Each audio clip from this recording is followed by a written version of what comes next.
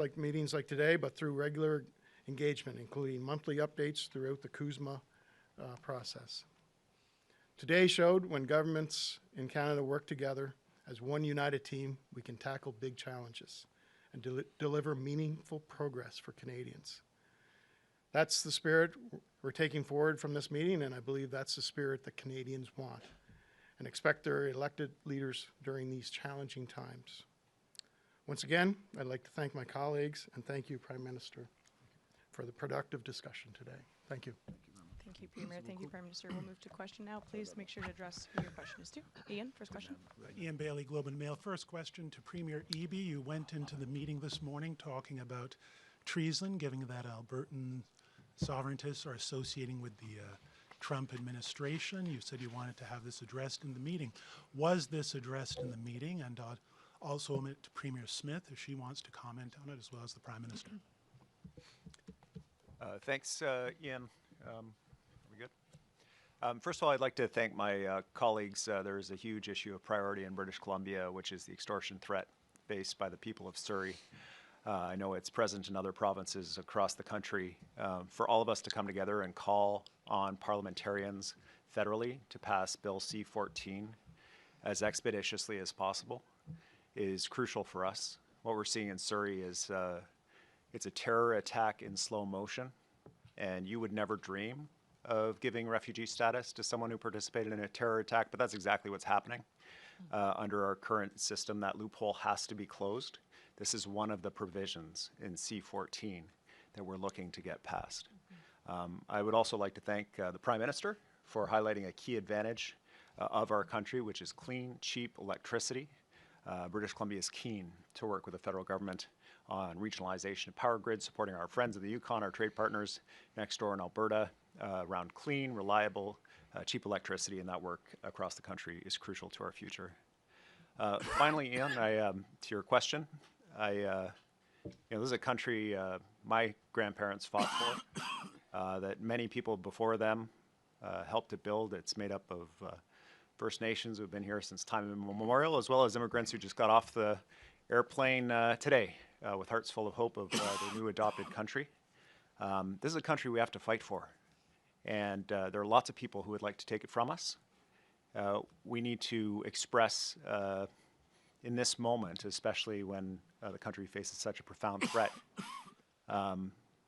we need to express that we will fight for this country, that we'll stand up for it, and that those who don't wish to, those who would solicit a foreign government to try to come in and take over our country or break it up, that's not part of our vision for Canada. That's not Canadian conduct, and in fact, that is, I described it as an old-fashioned word because we haven't had to use it for a long time. In my opinion, that is treasonous activity, and it needs to be called out. It needs to be stopped. Now, I'm not talking about debates that we have inside the country among Canadians about how we order ourselves, our relationships between the federal government and the provinces, referenda that might be held. I'm talking about crossing the border, soliciting the assistance of a foreign government to break up this country, and I don't think we should stand for it. Premier Smith? I think it goes automatically. Oh, goes on automatically when I speak? It's working? Oh, okay. It works. Well, let me just support Premier Eby and his comments about C-14. We think that's very important to get passed. We've also, when he called for the Lawrence Bishnois gang to be declared a terrorist group, we also agreed to that. I'm glad he's open to expanding the enterprise. We look forward to selling him some more excess solar and wind power. And as you can see, we've got lots of things that we can work on together. I've always been clear that me and our United Conservative Caucus are supportive of a strong and sovereign Alberta within a united Canada. That is one of the bills that we passed when I first came in. But I think we also have to be realistic that 10 years under Justin Trudeau's government, our province was relentlessly attacked. Our economy was relentlessly attacked, not only for our economy, but our provincial rights and also our personal freedoms and our way of life. And so when you look at the polls, they suggest as many as 30% of Albertans have lost hope. That's about 1 million people And I'm not going to demonize or marginalize a million of my fellow citizens when they've got legitimate grievances. What we need to do is we need to give Albertans hope.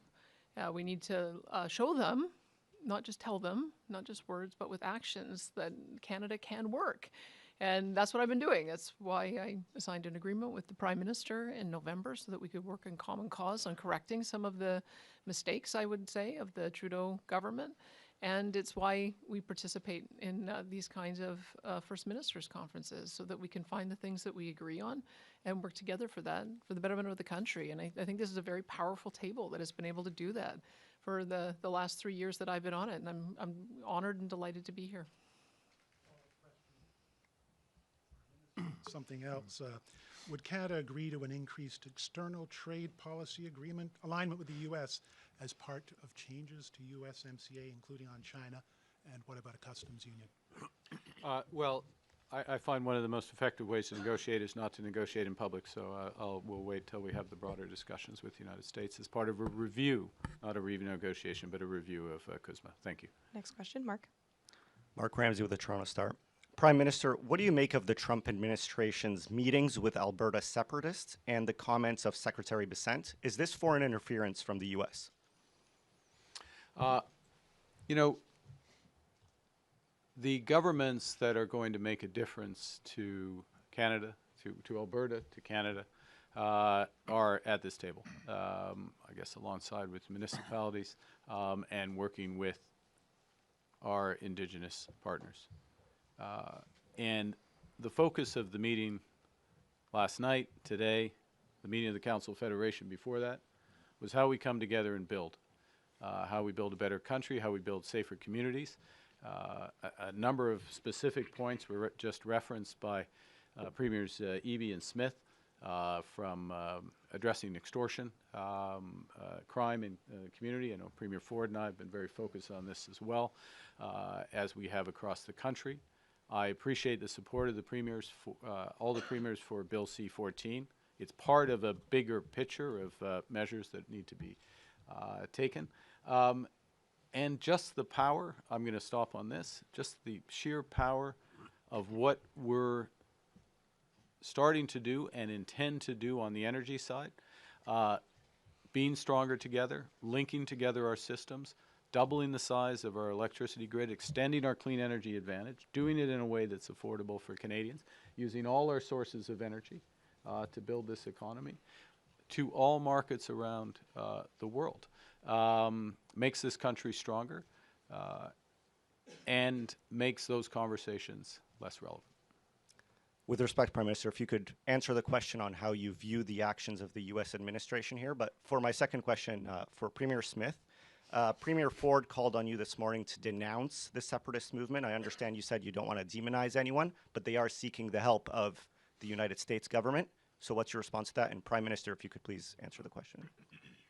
Well, I would expect that the U.S. administration would respect Canadian sovereignty, and that they would confine their discussion about Alberta's democratic process to Albertans and to Canadians. And I will raise that with my delegate in Washington, so he can raise it with members of the administration. And I will raise it with my delegate in Ottawa, so he can raise it with the U.S. ambassador. I fully associate myself with Premier Smith's comments just then. We expect the U.S. administration to respect Canadian sovereignty. I'm always clear in my conversation with President Trump to that effect, and then move on to what we can do together. Thank you. Next question, Michael.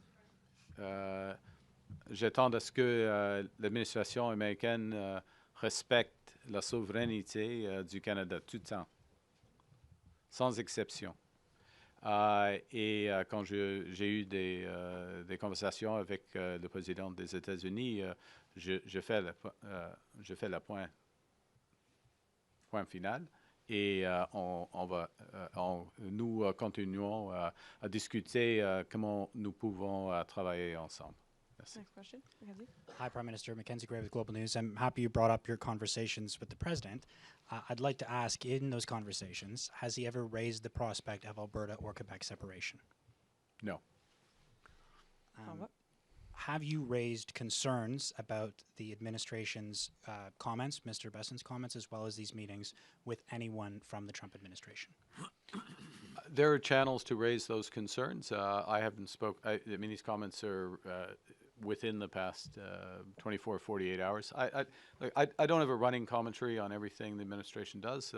I stand by what I just said about respecting our sovereignty, our expectations of the U.S. administration, and the clarity with which I've always expressed that directly to the President. Question, question, Mike. Prime Minister Michael Couture with CTV News. I want to ask you and Premier Smith about this. Does a new pipeline through BC have to go to the northwest coast? Under the, I'll begin, and then Premier, under the Memorandum of Understanding, which I will reemphasize, as I'm sure the Premier, I'll save the Premier having to do this, but I will reemphasize, has many aspects to it. From cooperation on data centers, cooperation on nuclear power, cooperation on interties, cooperation more broadly, and on creating a whole new industry, if you will, in carbon capture and storage and beyond, has all those aspects. Some of those aspects, as we discussed with Premier Eby, but it was a much broader discussion, areas of cooperation between Alberta, British Columbia, the federal government on many aspects. With respect to a route, and under the MOU, a bitumen pipeline to Asian markets is the way it's described, and therefore the specific routes are not outlined. Of course, work is being done to explore the feasibility of various routes, and there are many factors that affect the feasibility, starting with Indigenous support, as well as technical and economic considerations. So, Premier, I'll pass. I would say that when we look at the impact of the Trans Mountain Pipeline, it has narrowed the differential, which increases revenues not only for us, but also for the federal government, because they get corporate income taxes, and of course all the personal income taxes that come from the workers who have jobs as a result of that extra production. When we began with Trans Mountain, I think the expectation was most of it would go to the United States. In fact, 90% is now going to Asia. And there's, when I've made trade visits and talked with delegates from Asia, they say send us more. And so if the pipeline is already at capacity, I'm grateful that Premier Eby has spoken about expanding the Trans Mountain Pipeline. I think that if we could move at pace on that, I think that would be one of the pressure release valves. But for sure, there is an open and robust market waiting for more Canadian energy. I can tell you, I heard the concerns about the original routing of Northern Gateway to Kitimat, and Kitimat is not on the table as one of the ports that we're looking at. There's just too many channels that have to be navigated. It's too complex. But we are looking for a deep water port that does not require a lot of additional navigation. We're certainly talking about marine response if there was ever an issue, and being able to develop new jobs for Indigenous communities when it comes to the tug operations that will navigate them out to open sea. Not only that, but also the potential for a large ownership stake of Indigenous nations in both British Columbia and Alberta. So we are doing our work to put the project together by June, and we are hoping that the federal government can move swiftly on making a decision so we can get down to technical details on that. And I'm very confident that once approved, we will have one or more strong proponents in the private sector willing to work with us to build it. So just to be clear, Premier Smith, as a follow-up, does that mean that it does not necessarily have to go that route? And if Premier Eby would like to weigh in as well. Well, think about the alternatives, I guess. And some of the alternatives are already emerging. Enbridge is expanding its main line, 400,000 barrels. You've got South Bow, which is looking at the old Keystone assets and partnering with an American company to build something in the order of 500,000 or more. There are other projects about moving more to the United States, but I think it kind of misses the point of the exercise. I mean, yeah, I suppose we could sell more to the United States, but why we're all here is we're trying to find a way to trade with each other and help each other and find new markets. The Prime Minister has said, let's try to double our foreign exports. And yes, we're going to continue to work with the Americans and continue to find ways to expand our production.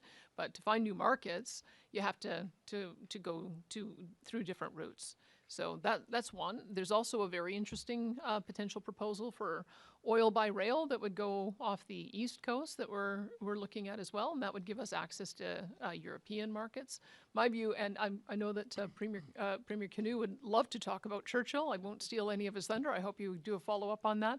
But I'd be very interested in talking to him and the Indigenous corporation he created about whether there's an opportunity out of Churchill as well. So my view is north. Oh, and I actually talked to Premier Simpson about the potential to go up north also. So north, south, east, west, we're willing to go in every direction. Thanks. Premier Smith is committed to keeping us updated on her progress, and look forward to that. Thanks. Prochaine question, Mylène.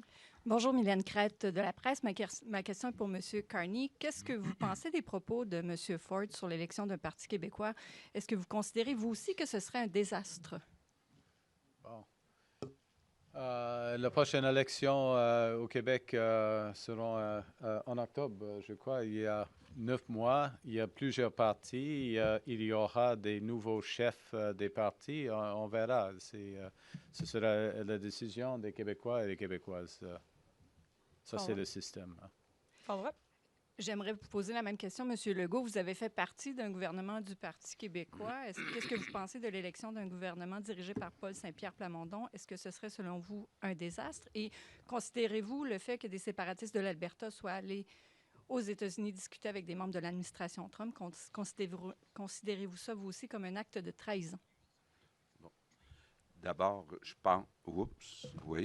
D'abord, je pense que c'est aux Québécois, puis seulement aux Québécois, de décider de l'avenir du Québec. Donc, pour cette raison-là, je ne répondrai pas à votre question sur ce qui se passe en Alberta, mais je veux quand même vous dire là, qu'actuellement, il y a une majorité de Québécois qui ne veulent pas de la souveraineté du Québec et il y a une majorité encore plus grande de Québécois qui ne veulent pas de référendum sur la souveraineté du Québec.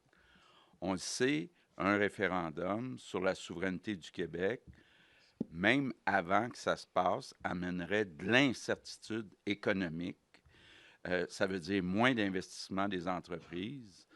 Tout ça pour, en bout de ligne, avoir un non, puisqu'il y a une majorité de Québécois qui sont contre la souveraineté du Québec. Donc, mais c'est aux Québécois de décider, seulement aux Québécois de décider. Merci. We'll have time for one last question. Dernière question, Michel. Michel Sabat, la presse canadienne. Bonjour à tous. Monsieur Legault, je viens d'entendre vos propos, je vais faire du chemin là-dessus. Avez-vous demandé à M. Ford et même aux autres premiers ministres de se mêler de leurs affaires sur le sujet de la souveraineté du Québec? Ben, j'ai été plus poli que ça, mais j'ai quand même dit au premier ministre des différentes provinces et territoires que c'était pas une bonne idée, que c'est aux Québécois de décider, puis que les Québécois n'aiment pas, que ce soit M. Trump ou M. Carney ou M. Ford ou peu importe les gens qui sont de l'extérieur du Québec, c'est aux Québécois de décider de l'avenir du Québec. Last follow-up. Et M. Carney, avez-vous l'impression, comme dit M. Saint-Pierre Plamondon, qu'un vent de panique souffle au Canada, vu l'importance du Parti québécois dans les intentions de vote? Non, pas du tout. Ça n'existe pas. Qu'est-ce qui existe Nous sommes une démocratie. Il y a des élections, des décisions, comme M. Legault vient de dire. Le prochain gouvernement du Québec va être décidé par les électeurs québécois. C'est clair. On travaille. OK. Au fond, quel est le message d'aujourd'hui? C'est un message d'une équipe. Le premier ministre du Québec, le premier ministre d'Ontario, tous les premiers ministres, le premier ministre du Canada. Nous travaillons ensemble afin de bâtir des provinces, des territoires, un pays plus fort, plus résilient, plus indépendant, plus prospère, plus durable. Ça, c'est le message. C'est pas... Et ça, c'est bien plus important que des phrases ou des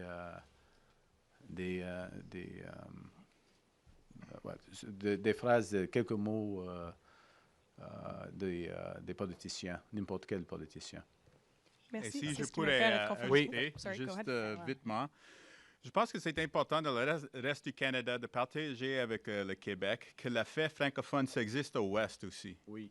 Et ça existe tout partout dans le pays. Alors, oui, ton élection, c'est à vous, c'est très important, mais en même temps, tu es accueilli au Manitoba, à l'ouest du Canada, au nord. Alors, quand on parle d'un Canada uni, on devrait se parler, oui, le Québec, c'est central, c'est très important, ça a beaucoup de pouvoir pour la francophonie mondiale, mais ça existe aussi tout partout dans le Canada, et on devrait travailler ensemble. So just to reiterate the message of unity, and thanks for the setup also, Premier Smith. We had a great day today with the Prime Minister. We had some very specific asks on the Churchill project, a lot of exciting developments with the Major Projects Office, with a major energy company kicking the tires on that, and the possibility of getting to Asian markets via the Suez Canal is very exciting. And I want to say thanks to the Prime Minister publicly, because we had a few kind of very specific asks about moving some paperwork along, finding some resources for our Indigenous governments in Manitoba on the First Nations and Métis side to be able to participate in the Crown Indigenous Corporation that we're going to use to commercialize this thing. And I think now is a time where you're seeing creativity and you're seeing collaboration and you're seeing working together, whether it's across provinces and territories, federal, provincial, Indigenous, provincial, Indigenous, federal, municipal, everybody's working together because we love this country so much. And I love the fact that we come out here at every press conference and there's always, trying to find the divisions and trying to find the things that we're not united on. They want there to be a heated rivalry between Doug Ford and I. But we're on the same team. I want you to We're going into the corners together. I want you to just right? take We're that playing image. for Team Canada. The heated rivalry between Doug Ford and Wild Canoe. And we're on the same team as well, Mr. Prime Minister. So if you want to lace up the skates, we're going up to Churchill next week, and you're more than welcome to join us as we build up this country, the true north, strong and free. Thank you, Premiers. This puts an end to our press conference. C'est ce qui met fin à notre conférence de presse. There's no topping Premier Canoe. I think c'est un bon moment de conclure la conférence de presse. Merci Thank tout le you. monde. Merci d'être venu. This puts an end to our press Merci les conference. autres. Merci. Oui. Thank you. Okay.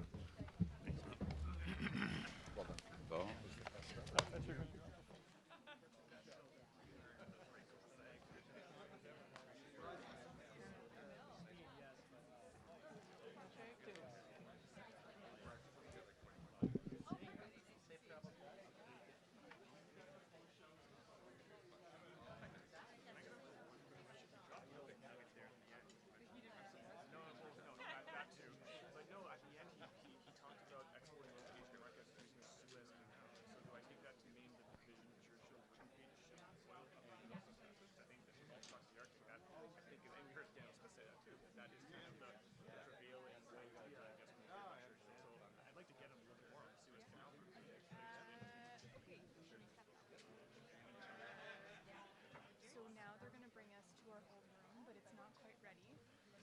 So